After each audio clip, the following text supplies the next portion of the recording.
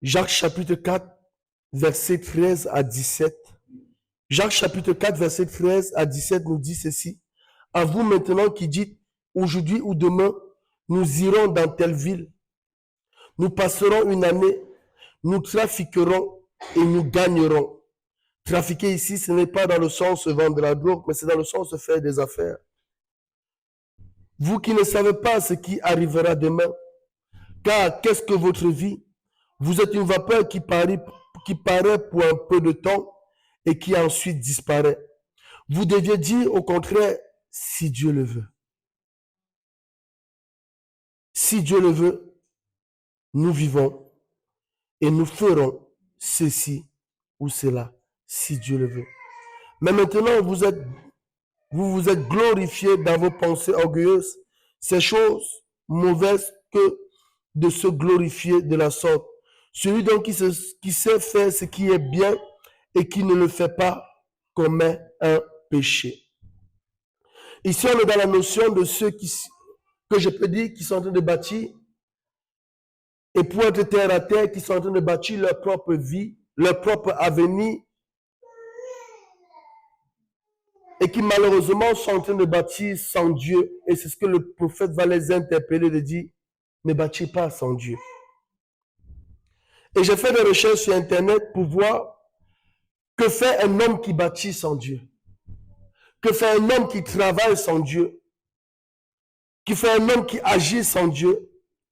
Il dit, la première chose, c'est que cet homme apprend à se connaître, il apprend à savoir. Je lis d'abord et puis je vais vous expliquer. Il dit, la personne qui apprend, l'expérience nous a démontré que les personnes qui réussissent identifient très tôt leur propre moteur de réussite et savent capitaliser dessus. Donc, ils arrivent à savoir quel est leur potentiel, sur quoi ils vont miser, sur quoi ils vont poser leur investissement. Et quand ils arrivent à poser cela, on dit ceci les encourage et ceci leur donne encore de la patience, de la persévérance à pouvoir se battre pour pouvoir atteindre leur but. Et pouvoir enfin dire, comme j'ai ce qu'il me faut dans mon intelligence, dans mes capacités, dans ma personne, alors je vais réussir. L'autre notion est apprendre à s'aimer soi-même. L'amour de soi est essentiel. Cela donne accès aux plus belles expériences de vie. Cela permet d'être heureux et de vivre pleinement dans chaque instant avec soi-même tel que l'on est, avec ses forces, ses points de vulnérabilité. Et dans la notion de apprendre à s'aimer, il y en a qui, souvent on va voir dans les réseaux sociaux, les gens qui passent le temps à montrer leur apparence pour dire je m'aime beaucoup. Et peut-être vous aussi, ça vous est déjà arrivé. Vous savez, quand on se regarde dans le miroir, on dit pas au miroir qu'on est moche. À part certains le font, malheureusement. Pourquoi? Parce que les personnes sont mal à l'intérieur. Mais souvent, quand on regarde sur le miroir, on se regarde, on dit que tu es beau. On a une estime de soi. Jamais quelqu'un ne verra de lui, mais toi, tu sais, tu vas échouer. Non. Quand on se regarde, on dit, je vais réussir. Je vais y arriver. Une estime de soi élevée. Ce qui est louable. Ce qui est bien. Et souvent, pour y arriver, on dit que les gens font preuve de discipline. On voit les athlètes. On voit les coureurs. On dit réussir n'est pas pour eux, réussir n'est pas une question de chance. Il faut se donner les moyens d'y arriver. Un engagement constant. Une répétition constante. Il fait preuve de détermination. Et se donne tous les moyens et les objectifs. Et vont même jusqu'à prendre certains produits dopants pour pouvoir atteindre leur objectif. Et dans cette discipline, ils sont souvent rigoureux, au point même souvent de mettre leur famille à côté pour pouvoir réussir dans ce qu'ils entreprennent. Et d'où nous avons vu souvent, dans beaucoup de grands chefs d'entreprise, beaucoup finissent seuls. Pourquoi? Parce qu'ils ont capitalisé la réussite au point d'oublier leur propre famille. Il y a des avantages et des inconvénients. Il dit la capacité aussi de réussir, c'est la capacité à pouvoir se remettre en question.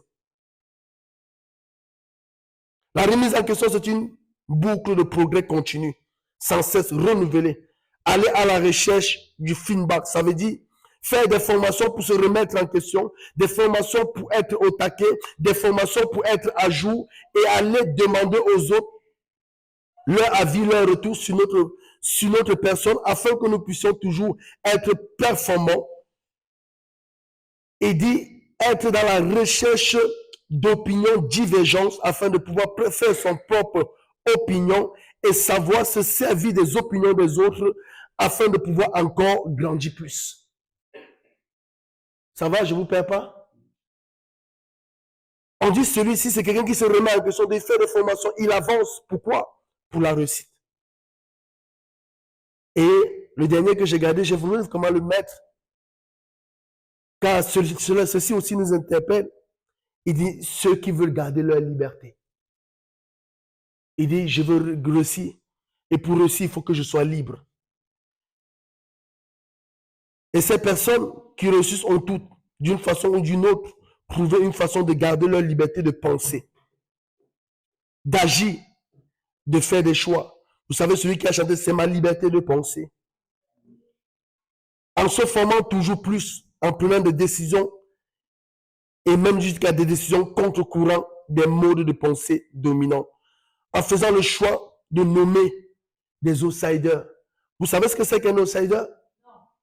Un outsider, c'est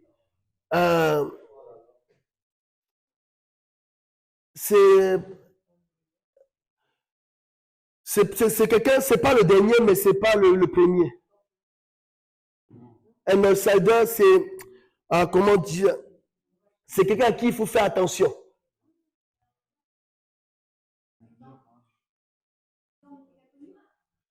Un outsider, il dit, c'est une personne qui il repère. Donc, celui qui va avancer, il repère celui qui peut soit l'amener devant, soit l'amener derrière. Donc, vous savez que dans son besoin de liberté, il cherche chez les personnes avec qui il pourra soit avancer. Voilà. Il cherche ses propres intérêts. Il dit, toi, tu ne vas pas me faire avancer. Et comme tu ne vas pas me faire avancer, je m'en vais chercher celui qui va me faire avancer. Ça veut dire qu'il est capable d'écraser les autres pour pouvoir, lui, avancer.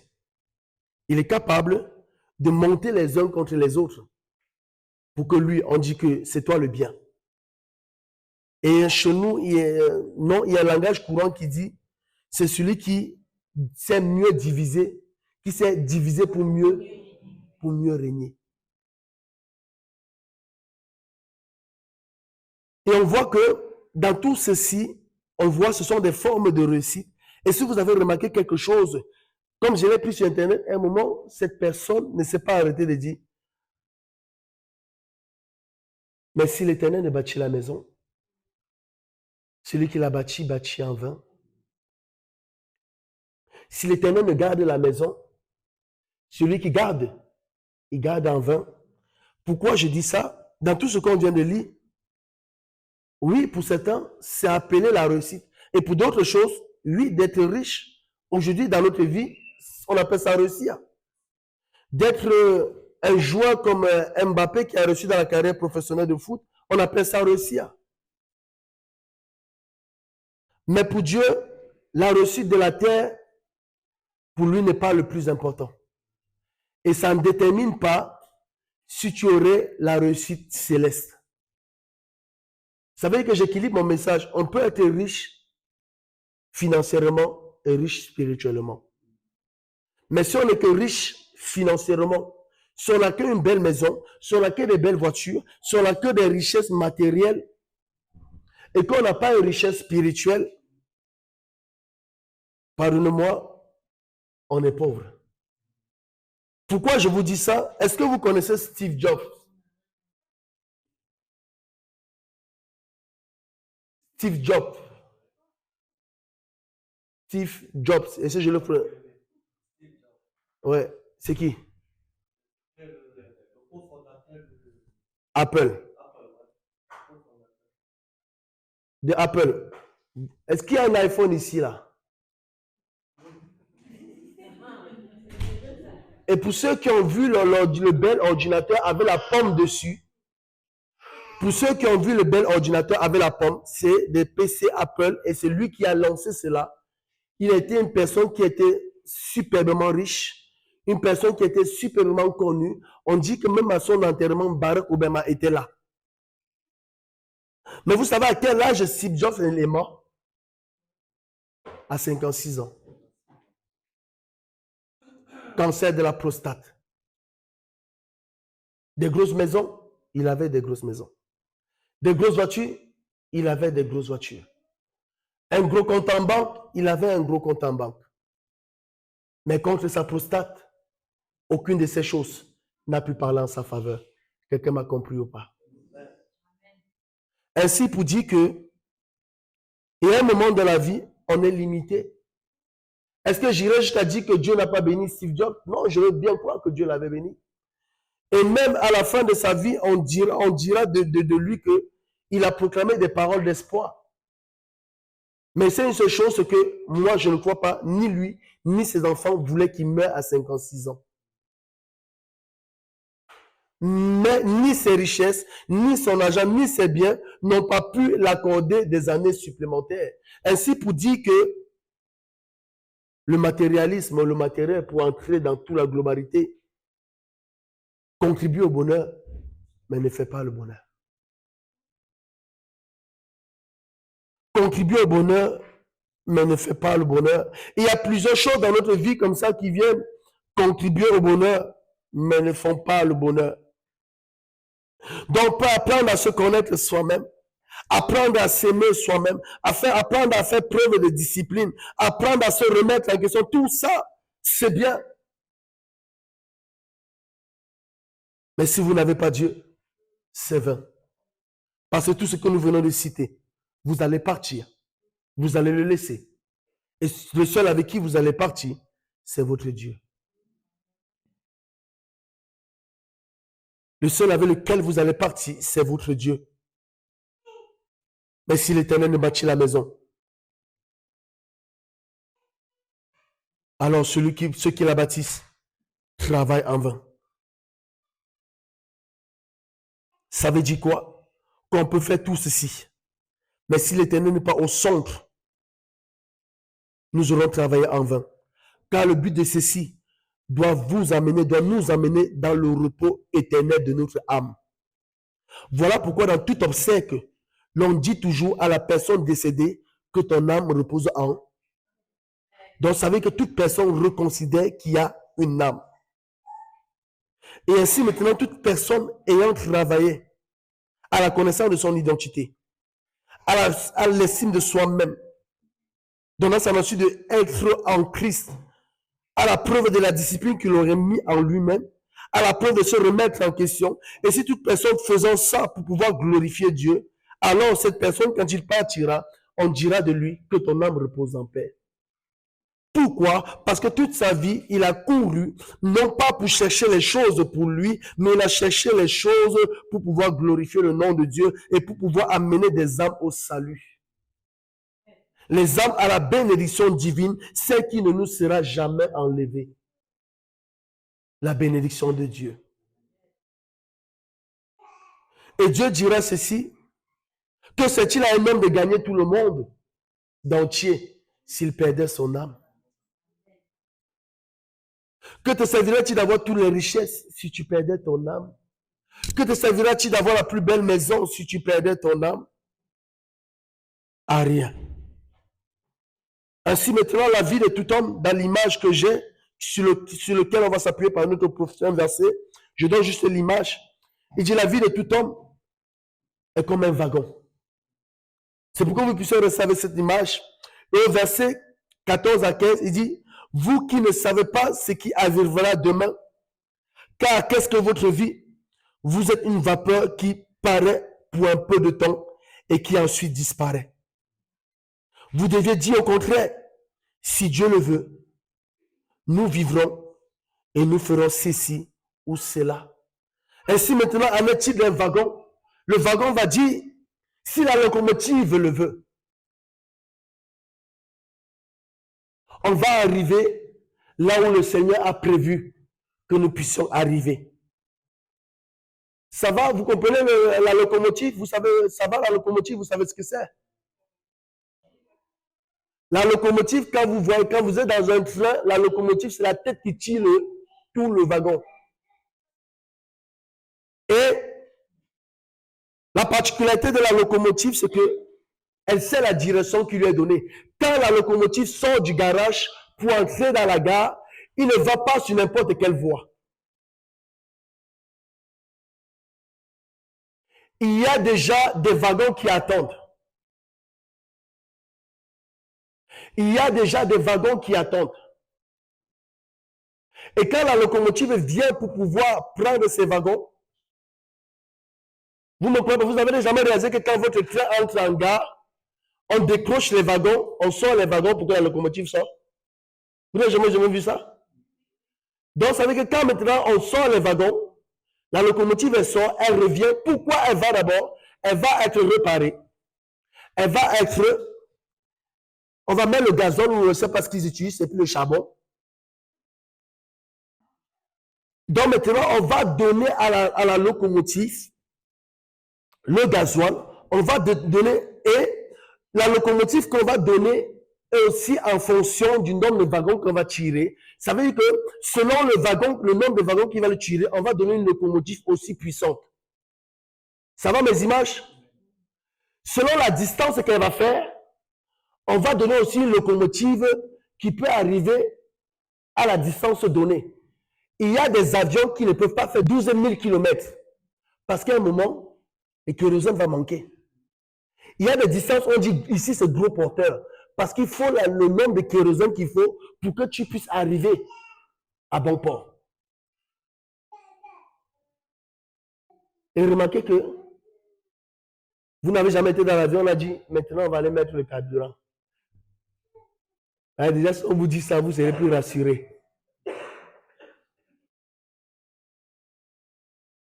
Et dans la locomotive, on dit on va prendre la locomotive puissante pour pouvoir tirer le nombre de wagons qui lui sera donné. On va mettre le carburant nécessaire pour pouvoir l'amener au point A, donc jusqu'à la distance la plus loin où il va aller.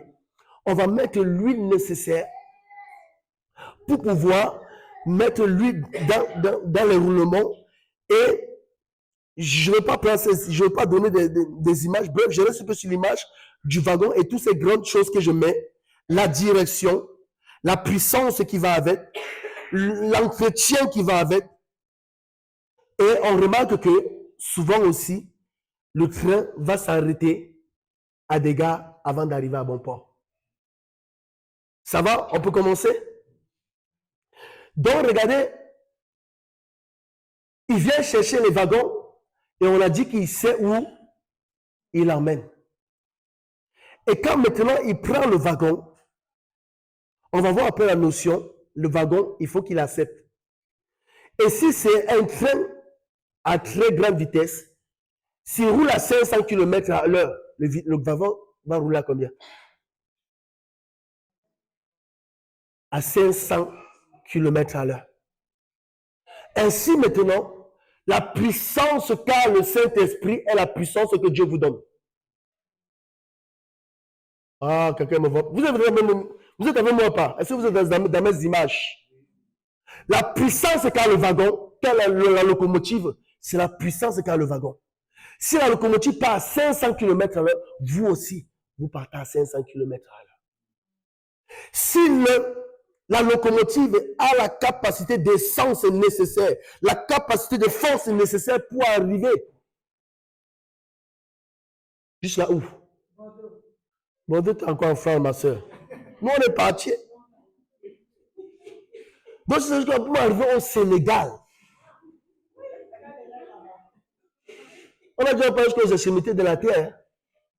Quelqu'un ne me comprend pas? J'imagine pour dire, Dieu va te donner la capacité de pouvoir arriver jusqu'à bon port, qu'importe la distance. Pourquoi? Parce qu'il est la locomotive. Et remarquez maintenant, quand maintenant la locomotive a des roues, le wagon a des roues, mais est-ce que maintenant on peut graisser la locomotive et ne pas graisser le wagon?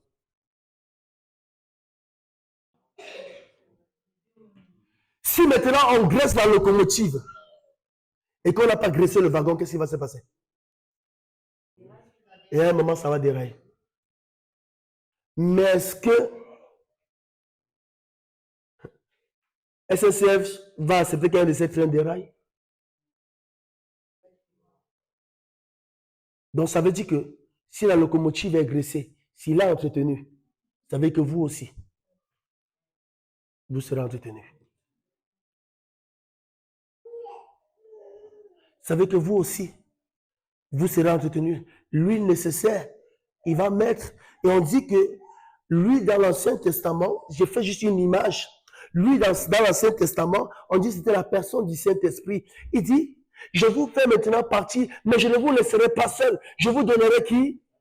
Un consolateur qui sera avec vous. Et Dieu lui-même, oh Seigneur, je suis en train de partir sur mon troisième point, mais ce n'est pas grave. Dieu lui-même, et à un moment, il dit, un jour maintenant, voici la Vierge sera enceinte, elle enfantera un fils, on l'appellera comment? Emmanuel, Dieu avec. Et maintenant, oh, quand vous voyez une locomotive et un wagon, on l'appelle comment? Elle a raison. On l'appelle une seule chose, alors qu'en normal, c'est... Ça veut dire que toi, uni à Dieu, le wagon et la locomotive font un. Pourtant, à la gare, on a dit qu'on les a mis ensemble. Lui, on les a séparés, après on l'a mis pour l'amener dans la direction où il devait aller. Et maintenant, quand on le voit passer, on dit il s'appelle le train.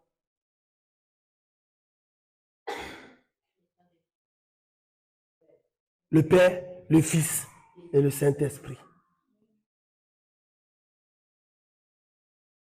Ainsi pour dire maintenant que quand tu t'attaches à la locomotive, tout ce que la locomotive est, tu es.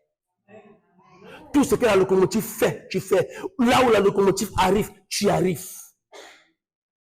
Ce que la locomotive vit, tu vis.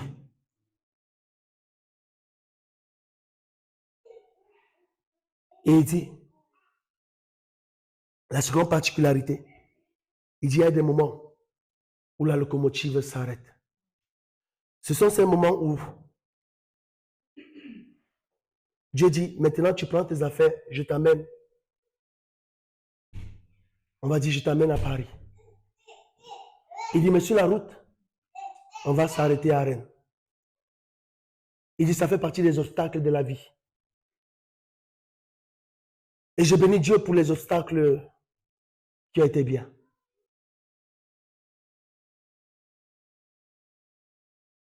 Mais il y a souvent aussi les obstacles dans la vie qu'on appelle les intempéries de la tempête. Les intempéries de la neige. Tu n'avais pas prévu. Mais ça t'est tombé dessus. Et en ce moment, beaucoup se sont arrêtés. Ils ont commencé à râler.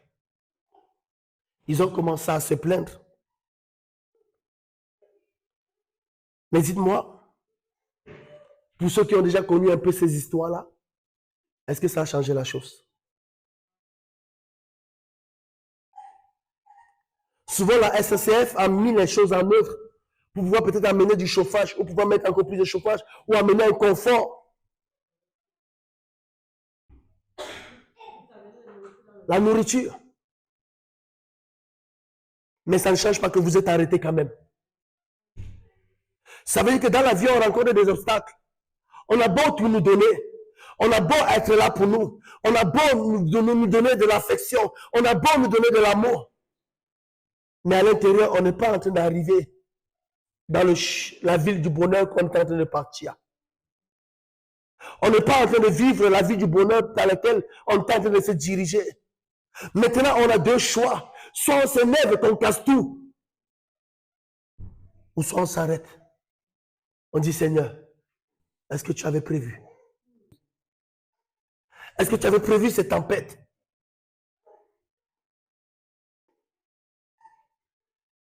Récemment, on parlait de la vie de Joseph. Sur le chemin, on dit ses frères l'ont vendu comme esclave. Au lieu que le chemin qui menait à sa destinée, à sa réussite, que Dieu l'avait montré, Dieu n'avait pas montré les intempéries. Dieu n'avait pas montré que ses frères devaient le trahir, que ses frères devaient le vendre. Je ne sais pas comment il était. Vous savez que je ne sais pas comment tu es. Mais je sais une seule chose. C'est que dans ce moment difficile, il a dû simplement pleurer. Il a dû simplement haïr ses frères au plus profond de lui-même. Il a dû sûrement vivre mal la chose. Mais la plus extraordinaire, c'est que malgré l'intempérie qu'il a vécu, malgré la souffrance qu'il a vécue, malgré l'abandon qu'il a vécu, il était dans l'espoir que Dieu l'amènera à arriver à bon port. Que Dieu l'amènera à pouvoir s'en sortir. Que sa destination, sa destinée ne dépend pas de la circonstance, mais dépend de savoir est-ce que le wagon est encore là, est-ce que la locomotive est encore là. Est-ce que la locomotive est encore là?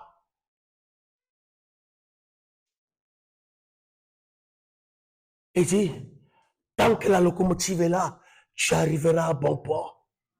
Il dit, maintenant toi, qu'importe les intempéries, qu'importe le moment difficile, qu'importe le moment que tu traverses, il dit, ne décroche pas le wagon.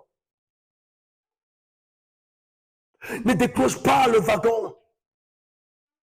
Parce que les choses sont devenues dures. Ne décroche pas le wagon. Parce que tu as peur de perdre quelque chose. Ne décroche pas la locomotive, pardon.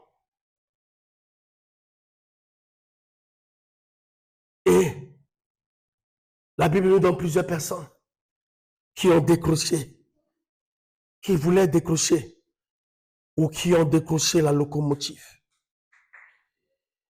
Il dit ceci.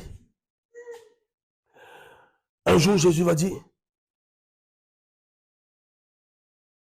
pendant qu'ils étaient en chemin, un homme lui dit, Seigneur, je te suivrai partout où tu iras. Jésus lui répond, les renards ont des tanières et les oiseaux du ciel ont des nids. Mais le Fils de l'homme n'a pas un lieu où il puisse reposer sa tête. Seigneur, je veux rester attaché à la locomotive que tu es. Je veux suivre la locomotive que tu es. Et je lui dis,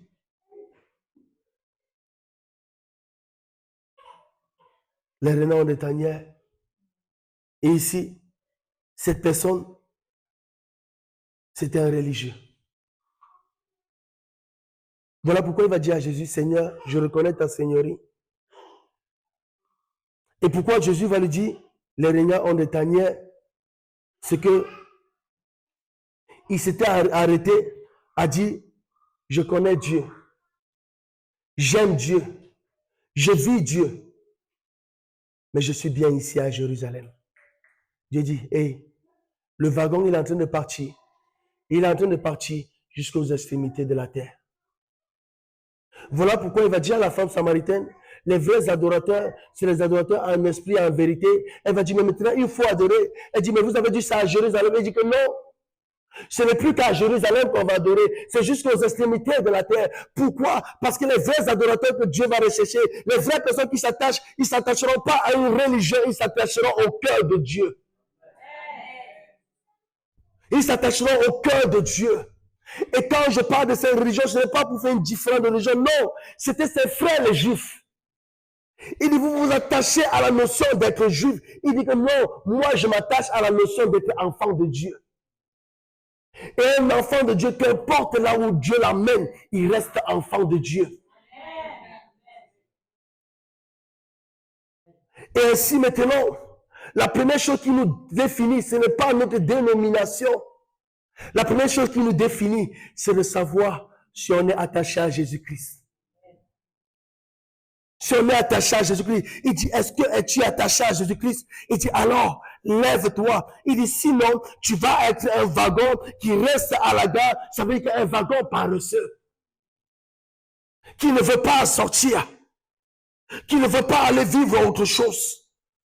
Mais ne sois pas un wagon paresseux. Pourquoi? Parce que tu es un wagon qui est appelé à sortir de la gare pour aller à ta destination à toi. Il dit à un autre, suis-moi. Luc 9, 59 à 60, il dit à un autre, suis-moi. Et il répondit, Seigneur, permets-moi d'abord ensevelir mon père. Mais Jésus lui dit, laisse les morts enterrer leurs morts. Et toi, va annoncer le royaume de Dieu.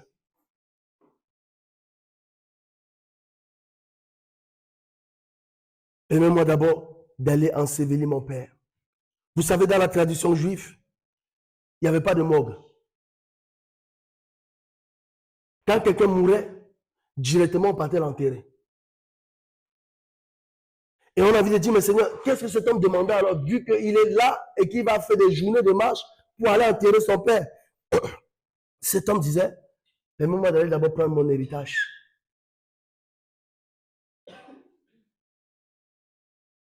Avant de revenir, Jésus va lui dire, laisse les gens qui courent après les richesses du monde courir après les richesses. Toi, cours après le royaume de Dieu. Cours après le royaume de Dieu. Le wagon intéressé. Soyons pas des wagons intéressés.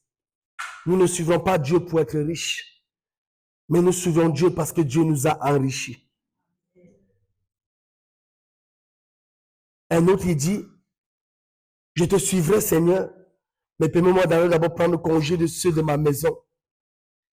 Jésus lui répondit, quiconque met la main à la charrue et regarde en arrière n'est pas propre au royaume de Dieu. Vous savez que c'est le wagon qui est un pied dedans, un pied dehors. Il met la main à la charrue, mais son regard est derrière. C'est ce wagon qui dit, Seigneur, amène-moi, mais amène-moi pas trop loin. Comme ça, je ne serai pas loin de la famille. Un jour, Pierre va dire, Seigneur, et nous qui avons tout laissé pour te suivre. Et dans ce qu'il avait laissé, Jésus va reprendre. Il dit, il n'y en a pas qui ait laissé père, mère, richesse, enfant, famille, pour me suivre et ne retrouve au centuple ce qu'il a laissé pour me suivre. Ainsi toujours, dans la notion de mettre Dieu en premier, de s'attacher au wagon. Et dans cette langue de wagon encore, on dit que le maître avait dressé une table, il dit, venez à la table est prête. Un autre va dire, je viens d'acheter 2 paires de bœufs. Il faut que j'aille les essayer. Je suis en train de faire des affaires. Le wagon classe business. On ne se mélange pas avec les autres. Je comprends Jésus. Il faut qu'on aille faire les affaires. Il faut qu'on aille réussir. Et après, peut-être on reviendra. J'espère que ça ne sera pas trop tard. Le wagon du business. J'ai acheté 2 paires de bœufs. Il faut que j'aille d'abord les essayer. Il y a le wagon des amoureux. Je viens de me marier. Permets-moi de prendre congé d'abord de mon épouse. Ah, il voulait kiffer la life, lui. Il voulait kiffer l'amour.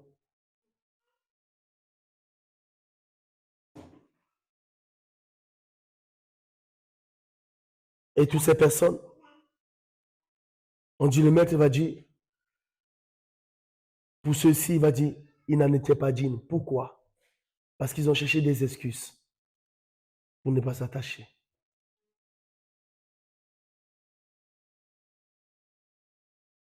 Quelle est ton excuse ce soir? Pour ne pas t'attacher. Quelle est ton excuse ce soir? Pour ne pas te laisser emmener. Et quand j'ai vu la fin, et regardez la fin au verset 17, il dit, celui donc qui sait faire ce qui est bien et qui ne le fait pas, commet un péché. Je dis, Seigneur, il y a un problème. Je dis, Seigneur, il y a un problème. Comment ça, il sait faire ce qui est bien? Comment ça, il le sait? Il dit, Wilson, celui qui a appelé, je mets dans son cœur qu'il a appelé. Celui qui a appelé, je mets dans son cœur qu'il a appelé. Et à un moment, Jésus va dire à Paul, Paul, tu ne peux pas rejamber contre l'aiguillon. Et dit pourquoi? Parce que tu le veux ou que tu ne le veux pas. La locomotive, elle, il faut qu'elle arrive à bon port. Dieu se doit d'amener la locomotive à bon port. Il dit maintenant, si tu ne t'attaches pas, ce n'est pas la faute à Dieu. C'est toi qui ne te serais pas attaché. Il dit pourquoi? Parce que ce que Dieu a dit, ça tient. Il dit avant que tu ne sois dans le ventre de ta mère, j'avais déjà prévu ton chemin.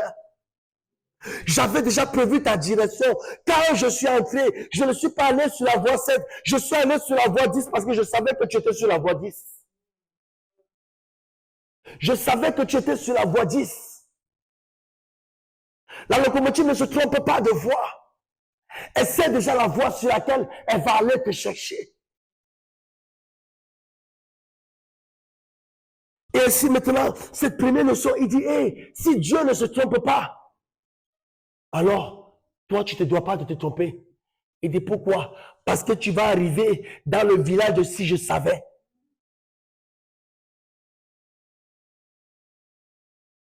Si j'avais su. Et j'ai envie de dire à quelqu'un ce soir, cette image que Dieu m'a dit, mis dans le cœur, c'est cette personne qui est venue, il est entré dans le métro, il a pris le mauvais sens. Et ta vie est comme cette personne qui a pris le mauvais sens du métro. Et tu as pris conscience que tu avais pris le mauvais sens du métro. Dieu dit, il est temps que tu reviennes. Il est temps que tu reviennes. Pourquoi? Parce que le métro, il s'appelle métro B, mais il a 2 terminus. Quelqu'un m'a compris ou pas? Il s'appelle métro B, mais il a 2 terminus. Il y a un terminus qui t'amène à la bonne direction. Il y a un autre terminus qui t'égare. Choisis ton terminus. Le terminus du monde va t'égarer. C'est quoi le terminus du monde? Pas pour dire que le monde est mauvais. Le terminus du monde, c'est la convoitise des yeux. Les plaisirs de la vie. Les envies de la chair. C'est ça le terminus du monde.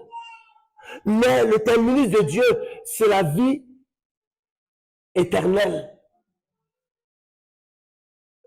Celle-là ne te laissera jamais oisif. Pourquoi? Parce qu'à celle-là, c'est toi qui t'accroches simplement à la locomotive. Et la locomotive t'y amène. Et maintenant, je finis avec ça. Comment maintenant avoir les forces de pouvoir s'attacher à la locomotive divine? Simplement en reconnaissant que sans Dieu, tu ne peux pas y arriver. Simplement en reconnaissant que sans Dieu, tu ne peux pas y arriver. Et combien de fois, dans le monde, on nous a fait croire que tu peux arriver sans les autres, mais on devient quelqu'un derrière quelqu'un. La preuve en est que tu es né parce que ta mère t'a accouché. Mais pourquoi tu n'étais pas au courant? Tu es né parce que quelqu'un a souffert. Et tu es né parce que quelqu'un t'a mis dans le ventre de ta mère.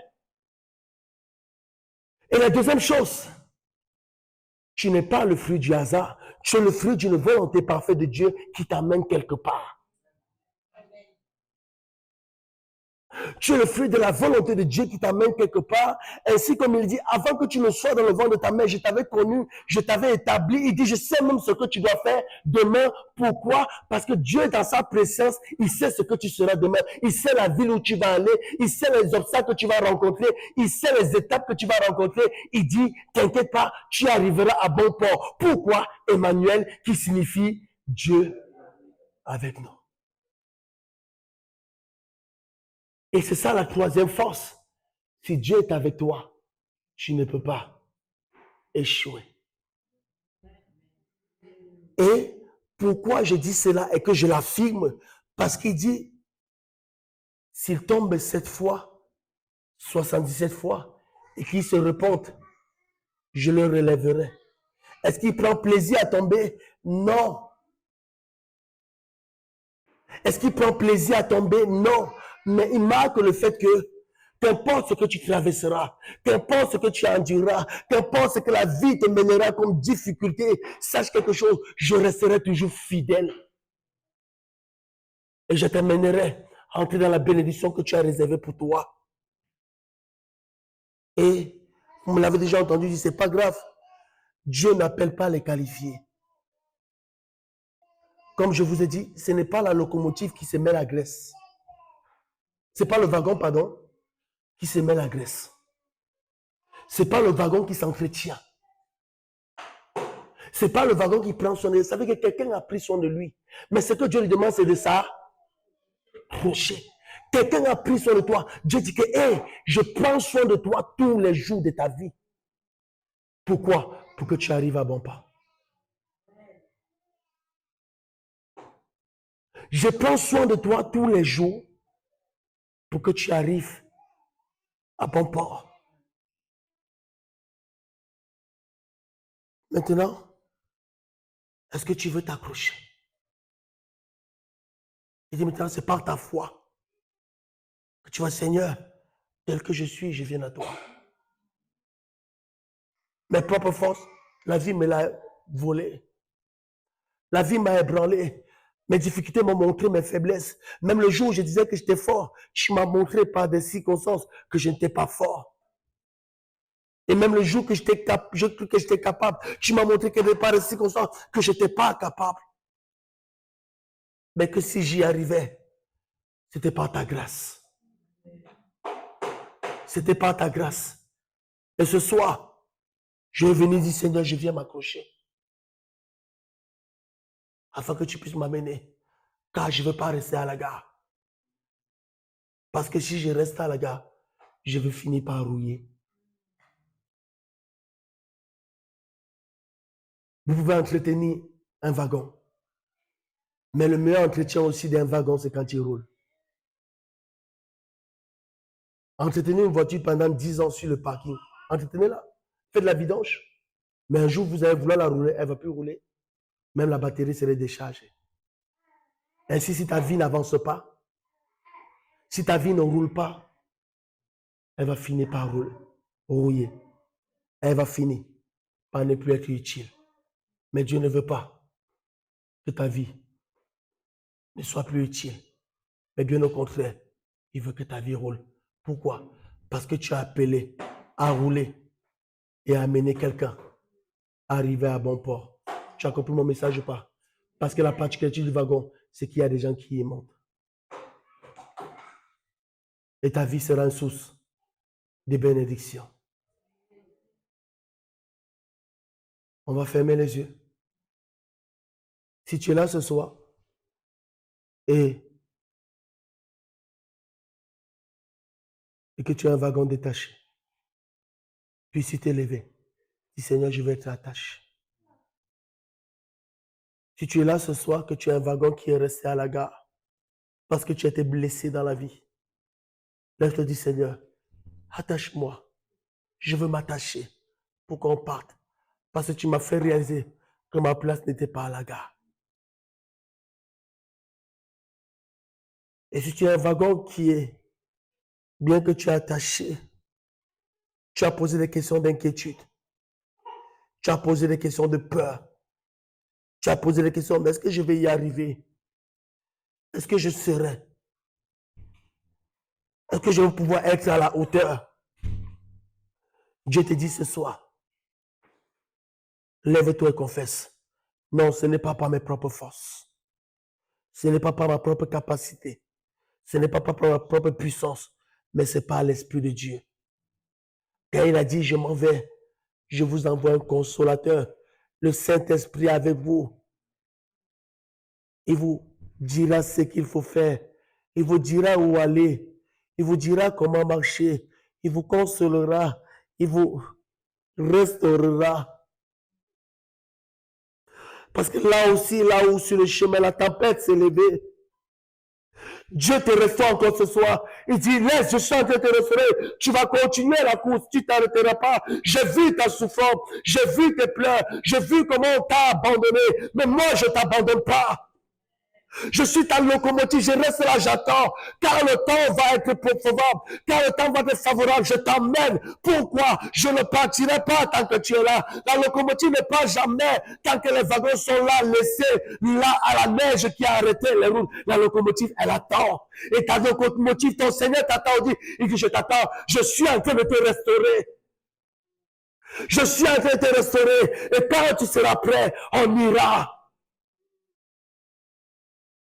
Et il dit, prends confiance, reste attaché. Reste attaché. Ne laisse pas les circonstances te détacher. Ne laisse pas le confort te détacher. Ne laisse pas la paresse te détacher. Mais reste attaché à Dieu. Alors lève-toi ce soir. Lève-toi.